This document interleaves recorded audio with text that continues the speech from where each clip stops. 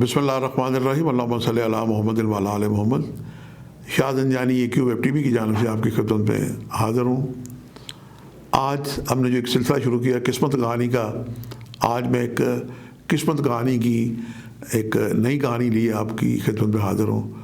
और ये मैं बताता चलूँ कि ये मेरी अपनी ज़ाती ज़िंदगी की कहानी है जो मैंने तजर्बात मुशाहिदात किए।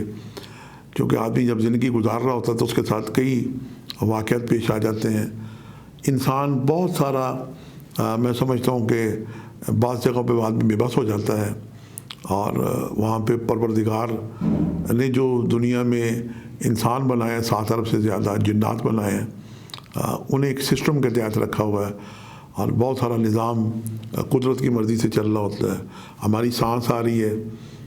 अल्लाह के हुक्म से आ रही है, हमारे सीने में दिल धड़क रहा है, ये भी अल्लाह की मर्ज़ी से है। सूरज चमक रहा है, चाँद चमक रहा है, हवा चल रही है। अब देखें आजकल जो कोविड-19 की जो मरीज़ हैं वो जब अस्पताल जाते हैं तो उन्हें वेंटिलेटर चाहिए, ऑक्सीजन चाहिए, और हम कितने खुशकिस्मत हैं कि हम ऑक्सीजन को सुबह शाम फ्री इंजॉय कर रहे होते हैं। और बाद लोगों ने अपने रात को जो हमारे जो ट्रीज़ हैं, पौधे हैं, दरख्त हैं, ये सुबह ऑक्सीजन छोड़ रहे होते हैं और रात को कार्बन डाइऑक्साइड ये छोड़ रहे होते हैं। इसमें एक बात जो पुराने सियाने बुज़ुर्ग होते थे, अपने महल्लात में, अपने हवेलियों में, अपने घरों में पीपल का दरख्त लगाया करते थे। और पीपल का दरख्त 24 घंटे ऑक्सीजन छोड़ रहा होता है। और फिर वो जाकर वो उसको पानी देते थे, उसके पास थोड़ी देर पर बैठते थे पीपल की छाँव के नीचे, और पीपल की जो टाली थी उसके नीचे बैठते थे तो उन्हें वहाँ से ऑक्सीजन मिल रही होती थी। आप चाहें, अगर आपके पास अल्लाह तौफीक दे तो अपने घर के इर्द गिर्द अपने आंगन में पीपल का भी एक दरख्त लगाएं। ये 24 घंटे आपके बच्चों को ये ऑक्सीजन प्रोवाइड करने का एक कुदरती ज़रिया है। आज जो मैं किस्मत कहानी आपकी खिदमत में हदिया करने जा रहा हूँ, ये तो उसकी मैंने एक छोटी सी तहमीदी गुफ्तगू आपकी खिदमत में हदिया की, लेकिन इसकी मैं इब्तिदा करूँगा आज साहिब नहजुल बलागा अमीरुल मोमिनीन हज़रत अली बिन अबी तालिब से। मौलाए कायनात फरमाते हैं कि इससे कबल कि मौत आए, मौत ख़ुद ज़िंदगी की हिफाजत करती है। आजकल लोग मौत से बड़े खौफज़दा हैं और पूरी दुनिया में ये कोविड-19 ने लोगों को सोशल डिस्टेंस पे रख दिया है। और एक इतना डॉट वायरस जो नेकेड आई से नज़र भी नहीं आता, और वो ट्रैवल करके जनाब चीन से चला और अमेरिका पहुंच गया, और पूरी दुनिया में आजकल हमारे पाकिस्तान में बड़े बड़े शहरों में भी ये लॉकडाउन चल रहा है। तो मौलाए कायनात फरमाते हैं कि इससे कबल के मौत आए, मौत खुद ज़िंदगी की हिफाजत करती है। अब ये फ़िक्रा देखें कितना ज़बरदस्त फ़िक्रा है कि मौत कुल्लु नफ्सुन ज़ायक़ातुल मौत, मौत तो सभी को आनी है, लेकिन वो अपने वक्त पे आएगी, लिहाजा हमें घबराना नहीं चाहिए, हमें हिम्मत और हौसला रखना चाहिए। और आज मैं आपको अपनी ज़ाती ज़िंदगी के वाक़यात बताता हूँ कि 1971 की जब पाक भारत जंग हो रही थी तो मैं उस वक़्त एक आम रज़ाकार फ़ोर्स बनी हुई थी, तो मुझे भी शौक़ हुआ कि मैं भी रज़ाकार की फ़ोर्स में शामिल हो जाऊँ। लिहाजा मैंने जाके लंडा बाज़ार से यूनिफार्म मिल जाती थी लाहौर से, मैंने यूनिफार्म ली, बेल्ट ली और बेल्ट वेल्ट लगाई और बैज वेज लगाया, और मुझे टोपी वोपी पहनी, और मैं अपने आप को बड़ा अच्छा फ़ील कर रहा था कि मैं अपने आप को स्ट्रॉन्ग फ़ील कर रहा था कि मैं कौम की खिदमत के लिए कोई भी छोटी मोटी खिदमत अपने साथियों के साथ मिलकर अंजाम दे रहा हूँ। हम जब अपनी ड्यूटी दे रहे थे तो हमारा जो पुराना घर है ये ज़ंजानी मंजिल, ज़ंजानी स्ट्रीट, मुगलपुरा रोड, गड़ी चौक पे है, आज भी है। ये हमारा विरासती घर है। और अक्सर बहन भाई, चूँकि मेरा पुराना ऑफिस उसी जगह पे होता था और एक लंबी मैंने ज़िंदगी वहाँ पे गुजारी, मेरी पैदाइश भी उसी जगह पे है। तो मैंने जब रज़ाकार की यूनिफॉर्म पहनी तो फिर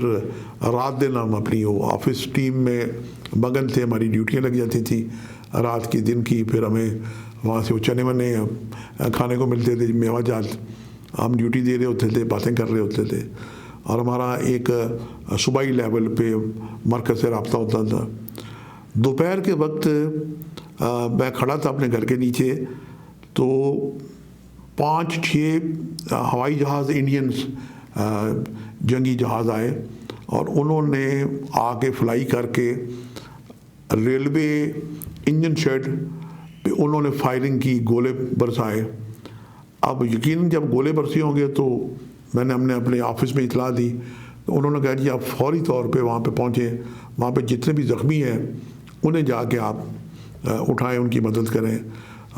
ہمارے ساتھ ایک ہمارے پڑوسی تھے راجہ منیر صاحب، جو اب اس دنیا میں نہیں رہے، وہ میرے انچارج تھے، انہیں میں نے کیا، اور ہمارے جو محلے کے جو لوگ تھے، ہم 6-7 لوگ بھاگا ریلوے لائنوں سے بھاگتے ہم انجن شیڈ پہنچ گئے، اور وہاں پہ آئل کے وہ بڑے بڑے ٹینک تھے جس پہ وہ ڈیزل آئل سٹور ہوتا تھا، اور یہ ڈیزل ریلوے انجنز میں استعمال ہوتا تھا۔ ان جہازوں نے ٹارگٹ کیا ان آئل ڈیپوز کو، اور قدرت خدا کی یہ دیکھیں کہ وہ آئل ڈیپو کسی آئل ڈیپو پہ وہ گولہ نہیں لگا، اور انڈین جہاز گولے برسا کے واپس چلے گئے۔ لیکن جیسے ہی ہم وہاں پہ پہنچے تو ان کا ایک نیا دوسرا اٹیک شروع ہو گیا، اور پھر وہ جہاز، وہ 8-10 جہاز ہم نے دیکھے کہ واپس آ گئے، انہوں نے آ کے بمباری شروع کر دی، اور ہر بندہ اپنی پناہ میں چھپنے کے لیے کوشش کر رہا تھا۔ اور مجھے بھی جو سمجھ آئی، میں وہاں پہ ایک بہت بڑا ایک ہال نما ایک بنا ہوا تھا کمرہ، غالباً وہ ٹوائلٹ تھا یا کیا تھا، تو میں نے اس کمرے میں جا کے پناہ لی، ایک کمرے میں جا کے میں کھڑا ہو گیا، اور اسی جو کمرہ تھا بڑا تھا، مستطیل نامی، مجھے آج بھی یاد ہے کہ بہت بڑا کمرہ تھا وہ ریلوے کی۔ آپ دیکھیں کہ پرانی بلڈنگیں کتنی بڑی بڑی ان کے ہال کمرے بنے ہوتے ہیں، تو اس کمرے پہ ہی بم گرا جس کے میں اندر تھا، اور میں اب کونے پہ کھڑا ہوا تھا، پوری اس کی چھت گر گئی، اور اس وقت میرے سر پہ کوئی ہیلمٹ نہیں تھا، میں نے عام سی رضاکاروں کی ٹوپی پہنی ہوئی تھی، پوری اس کی چھت گر گئی، جہاز بمباری کر کے چلے گئے، اور میرا جسم مٹی سے بھر گیا،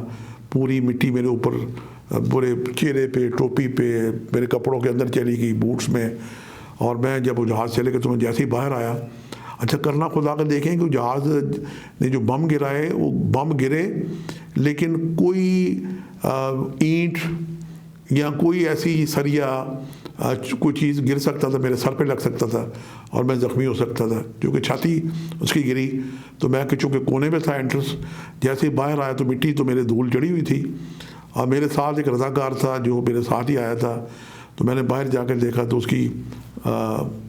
گردن الگ تھی، اس کے تن سے الگ تھی، وہ شہید ہو چکا تھا۔ اور پھر ہم نے وہاں سے جو زخمی تھے، اب خود چونکہ ہم زخمیوں کو لینے گئے تھے لیکن خود ہم پریشان حال ہو گئے تھے، پھر کچھ اور فورس آ گئی، پولیس آ گئی، تو باقی لوگوں انہوں نے امداد کی۔ پھر نیکسٹ ڈے ہم نے اس کو بڑے اعزاز کے ساتھ اس شہید کو دفن کیا۔ یہ میرے بچپن کی بات ہے کہ موت نے کس طریقے سے مجھے بچایا۔ اسی جنگ میں مجھے یاد ہے کہ ہمارا ایک گھر ہوتا تھا بغل پورہ گنج پہ، میری وہاں بڑی ہمشیرہ رہا کرتی تھی، مسز منظور احمد شاہ، تو والدہ نے مجھے بھیجا کہ آپ جا کے انہیں کو فلاں چیز دیں۔ میرے پاس اس وقت وہ زمانہ بڑا سادہ سا تھا، تو میں اپنی سائیکل پہ ہمشیرہ کو، مجھے یاد ہے کچھ کھانے پینے کی چیز ہوگی، تو میں گڑی شاہ سے بغل پورے جا رہا تھا، نہر کے کنارے میں جا رہا تھا، تو ایک پھر انڈین اٹیک ہوا، اور غالباً 6 انچ یا 9 انچ کی گولیاں برسائیں انہوں نے اوپر سے، اور وہ میرے کوئی 3 یا 4 یا 5 یا 6 فٹ کے فاصلے پہ تھی میری سائیکل سے۔ اگر میری سائیکل کی پوزیشن وہاں ہوتی تو وہ گولیاں مجھے آگے لگتی، لیکن وہ گولیاں میرے سامنے آ کے زمین پہ لگی، اور زمین پہ جو سڑک آپ دیکھیں سڑک ہوتی ہے اس پہ سوراخ ہو گئے۔ بہرحال اللہ تعالیٰ نے مجھے بچایا۔ تو یہ وہ دوسرا واقعہ تھا جو میں اپنی موت کے منہ سے نکلا۔ اور تیسرا واقعہ یہ ہوا کہ میرے پاس ایک گاڑی تھی ڈاٹسن 1600، تو میرا بھائی تھا چھوٹا شہزادہ سید اقرار زنجانی، تو اسے ٹرانسپورٹ کا شوق ہوا، تو یہ ہوا کہ ہم اس کو ایک کیب لے کے دیں گے، ایک گاڑی ٹیکسی لے کے دیتے ہیں، کہ اسے ڈرائیونگ کا شوق تھا، اور میں اور میرا بھائی اور ایک ہمارا کوئی اور ساتھی تھا، ہم نے لاہور سے کراچی کا سفر اختیار کیا۔ جب ہم کراچی کی طرف جا رہے تھے تو رات اس وقت ہو چکی تھی، تو مجھے یاد ہے کہ ہم نے پنجرات سے سفر شروع کیا۔ اس وقت رات کے کچھ سائے ہونے والے تھے، سورج غروب ہونے کے قریب تھا، اور میرے آگے ایک بس جا رہی تھی، اور پھر میں نے دیکھا کہ وہ بس تو آگے نکل گئی. اس کے بعد یہ پرانے زمانے میں جیسے ٹریکٹر ٹرالی ہوتے تھے تو وہ بیل گاڑیاں کوئی 8-10 بیل گاڑیاں یک بعد دیگرے ساتھ جا رہی تھی. تو میں نے اپنی ایک اور پیچھے سے بس آ گئی, اس نے بھی تیزی سے اوورٹیک کرنے کی کوشش کی. اب مجھے چونکہ اگلی گاڑی کی سپورٹ تھی, میں نے اپنی گاڑی بھی اس بس کے پیچھے لگا دی. وہ بس جیسے ہی آگے گئی اس نے جو بیل گاڑیوں سے اپنی بس کو ٹرن کیا. جیسے ہی ٹرن کیا تو سامنے ایک بس بالکل سامنے سے آ رہی تھی, اور اب بالکل زندگی اور موت بالکل سامنے تھی. اور مجھے ایک لمحے کے لگا کہ ابھی اب یہ بس میری گاڑی سے ٹکرائے گی, اور پھر جو اللہ کا حکم ہوگا. اس وقت بہرحال میں اپنے جو بھی اس وقت میری پوزیشن تھی, ایک نفسیاتی طور پہ یا ایک جذباتی طور پہ جو ہو سکتی ہے, چونکہ میں نے اس وقت اپنے آپ کو خدا پہ چھوڑ دیا. میں نے اپنی گاڑی لیفٹ ٹرن کی تو میری گاڑی پوری جو بیل گاڑیوں کی ایک سائڈ تھی پوری دروازوں کو لگی, اور پوری ساری وہ ایک ڈیمیج ہو گئی. جیسے میں نے گاڑی ادھر کی تو میری گاڑی بیل گاڑیوں کو لگی, اور جیسے ہی میں نے گاڑی ادھر کی تو جو میرے سامنے بس آ رہی تھی اس بس ڈرائیور نے بھی میری گاڑی کو دیکھتے ہوئے اپنی بس دوسری طرف پہ کی. جب بیل گاڑیوں سے میری گاڑی ٹچ ہو رہی تھی تو میں نے اپنی گاڑی کو جیسے ہی ہٹایا تو ادھر میری گاڑی بیل گاڑی کو لگی جو قطار در قطار جا رہی تھی, اور ادھر جب میں نے کیا تو ادھر سے جو بس مجھے سامنے سے آ رہی تھی میری گاڑی جا کے بس سے ٹکرائی, اور ادھر سے بس لگی ادھر سے بیل گاڑی لگی. دونوں سائڈوں پہ میری گاڑی ڈیمیج ہو گئی. اور پھر قدرت نے یہ کیا کہ بالکل موت کے منہ سے نکال کے مجھے میرے بھائی کو باہر کھڑا کر دی. مجھے یاد میرا ایک شاید بھانجا بھی تھا ساتھ, سید تصور شاہ اس کا نام تھا. تو وہ ہم بالکل زندگی اور موت کے منہ سے نکل کے آ گئے. میرے ساتھ یہ 3 واقعات ایسے ہوئے کہ جب موت نے بالکل مجھے چھوا اور اس کے بعد وہ ٹچ کرتے ہوئے نکل گئی. تو مجھے جب میں نے مولا کے فرمان پڑھتا ہوں کہ اس سے قبل کہ موت آئے, موت خود زندگی کی حفاظت کرتی ہے. تو میری خود اپنی زندگی میں ایسے 3 واقعات ہو چکے ہیں جب میں موت کے منہ سے نکلا, اور یہ میرا جو کہ اپنا واقعہ ہے, اپنی داستان میں آپ کو حدیہ کر رہا ہوں. آج کل کووڈ-19 کی وجہ سے پوری دنیا خوف میں مبتلا ہے. میں ان بہن بھائیوں سے گزارش کروں گا کہ وہ ہمت اور حوصلہ رکھیں, اور قرآن پاک کی آیت ہے کل نفس ذائقۃ الموت, جو شخص بھی اس دنیا میں آیا ہے اس کی کم سے کم اگر ہم کوئی سزا دنیا میں آنے کی ہے تو وہ سزائے موت ہی ہے. اور موت نے آنا ہے, موت بھی ایک نعمت ہے, لیکن میری بات کو آپ نہیں سمجھ سکتے میں کس روحانی طریقے سے یہ بات آپ کو ہدیہ کر رہا ہوں. تو آپ بہن بھائیوں کو میں ہدیہ کروں گا کہ آپ اس موت کے ڈر خوف وہم سے نکل آئیں, اور 70 ماؤں سے زیادہ پیار کرنے والا وہ اللہ, آپ اس کو دیکھیں کہ وہ اللہ کتنا بڑا ہے, موت کتنی چھوٹی ہے اور موت اور حیات دینے والا کتنا بڑا ہے. تو آپ جو بڑا ہے اس سے دوستی کریں, آپ کیوں مایوس ہوتے ہیں, ہمت رکھیں, حوصلہ رکھیں. موت کے ڈر خوف سے آپ نکل آئے, ہمت رکھیں. اور آج کل جو اشارات بھی آ رہے ہیں کہ ہم نے سے لڑنا ہے, ڈرنا نہیں ہے, میں بھی آپ سے یہی کہوں گا کہ آپ کووڈ-19 سے لڑیں. اور مجھے یقین ہے کہ آج کل جو مستقبل میں ستاروں کی اچھی پوزیشن آنے والی ہے, انشاءاللہ تعالی ہماری دنیا بھی اور پاکستانی قوم بھی اس کووڈ-19 کی ڈر خوف سے نکل آئے گی. تو یہ میں نے ساری جو گفتگو آپ کو سنائی 1971 کا واقعہ ہے, اور یار پھر اس کے بعد 2 واقعہ تو 1971 کے, اور اس کے بعد غالباً یہ واقعہ 1980-81 کا واقعہ ہے. تو 3 مرتبہ میں نے اپنی زندگی میں موت کو چھوا اور موت نے مجھے بچایا. تو مجھے مولا کے اس فکرے کو سلام کرنے کو دل چاہا, مولا کی اس نہج البلاغہ صاحب نہج البلاغہ کے اس فکرے کو سلیوٹ کرنے کو دل چاہا. مجھے مولا کے اس فرمان کو میرا دل کیا کہ میرے پاس ہیرے کی سیاہی ہو اور سونے کا قلم ہو تو میں یہ فرمان لکھ کے ہمارے جو ایک ویب ٹی وی کے جو بہن بھائی ناظرین ان کو ہدیہ کروں کہ وہ بالکل نہیں گھبرائیں. ہمارے وزیر اعظم بھی یہی کہتے رہتے نہیں گھبرائیں, لیکن ان کا کہنا سیاسی طریقے سے ہے، لیکن میں ایک سید زادہ آپ کی خدمت میں ہدیہ کر رہا ہوں کہ مجھے تو اللہ اور اللہ کے رسول کی باتیں کر رہا ہوں، اور صاحب نہج البلاغہ امیر المومنین حضرت علی بن ابی طالب کی باتیں ہدیہ کر رہا ہوں، اور وہ بات میں آپ کو پھر آخر میں ہدیہ کرتا ہوں۔ مولا فرماتے ہیں کہ اس سے قبل کہ موت آئے، موت خود زندگی کی حفاظت کرتی ہے۔ اب اس سے بڑی کیا بات ہوگی کہ ہم موت کے خوف میں مبتلا ہیں، اور موت ہی ہماری زندگی کی حفاظت کر لی ہے۔ وہ اپنے وقت پہ معین پہ آئے گی، نہ ایک لمحہ پہلے آ سکتی ہے، نہ ایک لمحہ بعد میں آ سکتی ہے۔ پروردگار نے ہماری زندگیوں کا جو جب موت و حیات تعین کی، سب کائنات کا جو حساب ہے یہ لوح محفوظ پہ لکھا جا چکا ہے۔ جو لوگ صاحب روحانیت ہیں، قطب غوث، ابدال اور ولی اور انبیاء، جو جنہیں اللہ تعالیٰ اذن دیتا ہے کہ لوح محفوظ پڑھ سکیں، وہ پڑھتے ہیں، تقدیر بتاتے ہیں۔ اور ہم بھی ایز اے اسٹرالوجر آسمانی کونسل پہ ستاروں کی پوزیشن دیکھ کے اپنا جو بھی ہمارا محدود سا علم ہے، ہم بھی بہن بھائیوں کی خدمت کرنے کی کوشش کرتے ہیں۔ تو یہ آج کی جو کہانی تھی میں نے آپ کی خدمت میں ہدیہ کی۔ ایک جگ بیتی ہوتی ہے، ایک ہڈ بیتی ہوتی ہے، تو آج میں نے ہڈ بیتی آپ کی خدمت میں ہدیہ کر دیا، اور میری دعا ہے کہ آپ کووڈ-19 کا خوف بالکل دل سے نکال لیں، اور آپ اگر سادے پانی پہ بھی اللہ تعالیٰ کے نام یا شافی یا کافی یا معافی پڑھ کے دم کر کے پئیں تو اس میں بھی اللہ تعالیٰ آپ کو شفا عطا کرے گا۔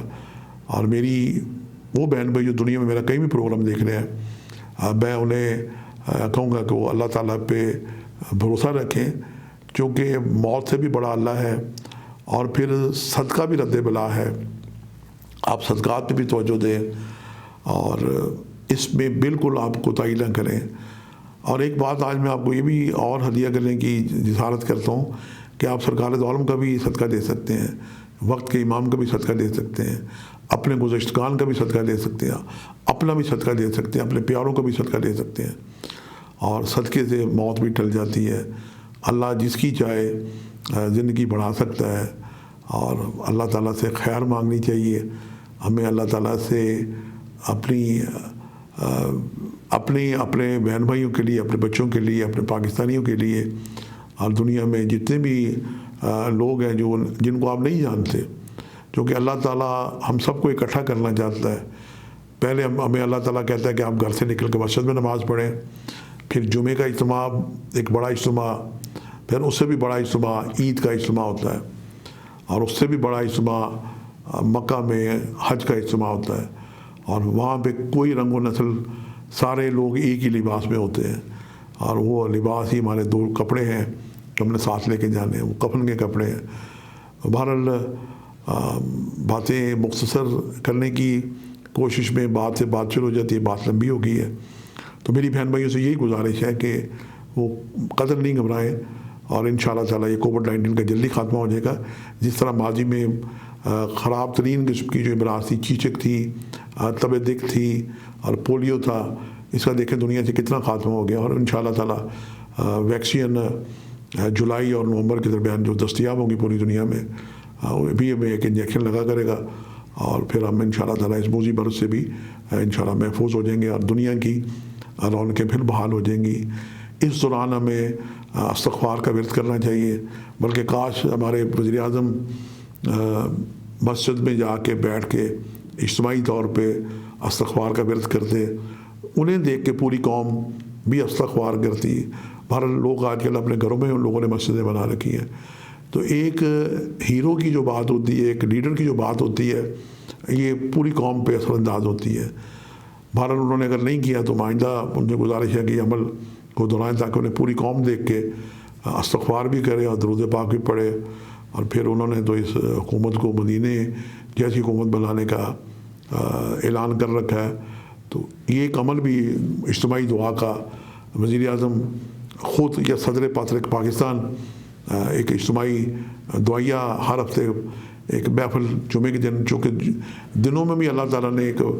فرق رکھا ہے، جمعہ جو ہے یہ سید الیوم ہے، یہ عام دنوں سے بڑا دن ہے، برابر دن نہیں ہے، تو جمعے کو اجتماع ہوتا ہے۔ جمعے کے اجتماع میں بے شک ایک سوشل ڈسٹینس ہو، لیکن صدر اور وزیر اعظم اگر بیٹھ کے کسی مسجد میں پروردگار سے اجتماعی دعا کریں تو پوری قوم بھی ان کے ساتھ انشاءاللہ دعا میں شامل ہوگی اور آمین کہے گی، اور انشاءاللہ تعالی وطن عزیز پاکستان کے جتنے بھی بہن بھائی ہیں اس خوفناک اور جو خوف سوار ہے اس سے انشاءاللہ نکل سکیں گے اور شفا پا سکیں گے۔ اور آخر میں دعا کروں گا کہ نواسہ رسول سید الشہداء امام علی مقام مولا حسین نے اپنا اس دین کو بچانے کے لیے، اس اذان کو بچانے کے لیے اپنے جان و بچوں کی جتنی قربانی ادا کی، اور پھر ان کا ایک بیٹا سجاد، امام سجاد، امام زین العابدین جسے بیمار کربلا کہتے ہیں، ان کے وسیلے سے کی بھی دعائیں بھی مستجاب ہوتی ہیں، اور آپ اپنے پیاروں کے وسیلے سے بھی دعا کر سکتے ہیں۔ اور جتنے بھی پورے ملک میں اولیاء اللہ کے مزارات ہیں جہاں پہ قرآن پاک پڑھا جاتا ہے، یہ مرکز تجلیات ہے۔ اگر لاک ڈاؤن کھل جاتا ہے، مزارات کھل جاتے ہیں، تو آپ اپنے اگر مکہ اور مدینہ نہیں جا سکتے تو آپ اپنے قریب کسی بھی مزار پہ جا کے حاضری دیں اور وہاں پہ دعا کریں۔ اور اکثر آپ نے دیکھا ہوگا کہ مزارات پہ نمک دان رکھے ہوتے ہیں، تو جب بھی کسی درگاہ پہ جائیں تو نمک لے کے جایا کریں۔ نمک حلال اور نمک حرام، یہ پروگرام میں کسی دن پھر انشاءاللہ کروں گا۔ آج کے لیے اتنا ہی ہے۔ میرے دل کی چھوٹی چھوٹی باتیں تھیں جو میں نے آپ کو ایک قسمت کہانی کے پروگرام میں ہدیہ کر دی ہیں، اور پروگرام کو اب ہم ختم کرتے ہوئے مولا کا آخری قول پھر دہرائیں گے کہ اس سے قبل موت آئے، موت خود کی زندگی کی حفاظت کرتی ہے۔ آج کے لیے اتنا ہی۔ شاذن جانی کو اجازت دیجیے گا، انشاءاللہ جلدی ایک نئے پروگرام کے ساتھ حاضر ہوں۔